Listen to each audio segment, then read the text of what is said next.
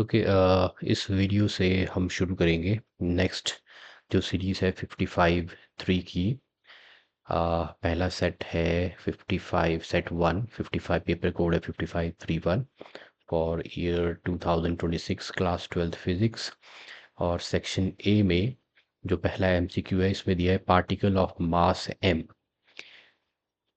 and charge q, it starts from rest and moves in an electric field. So electric field जो है it's along the positive X axis, direction इसमें दे रखी है आई cap. सो x distance travel करने के बाद in the along the x axis उसकी kinetic energy आपको फाइंड आउट करनी है।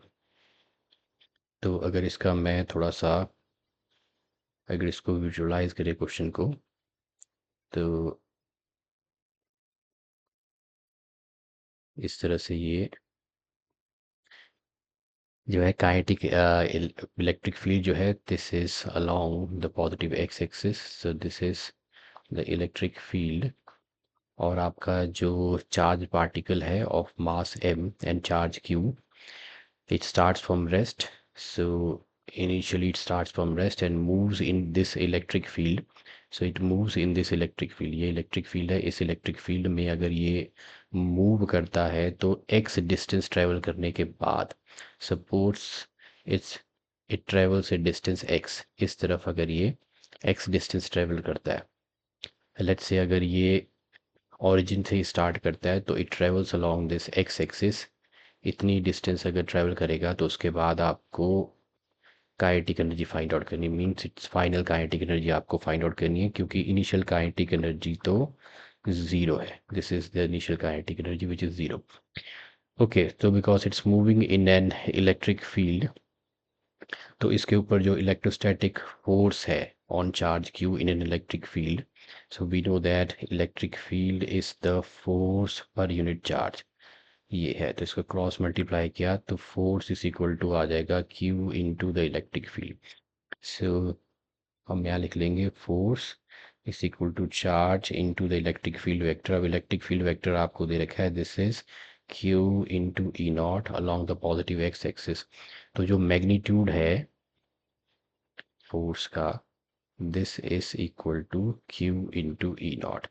This is the magnitude of the force, या सिंपली मैं यहाँ लिख लेता हूँ f।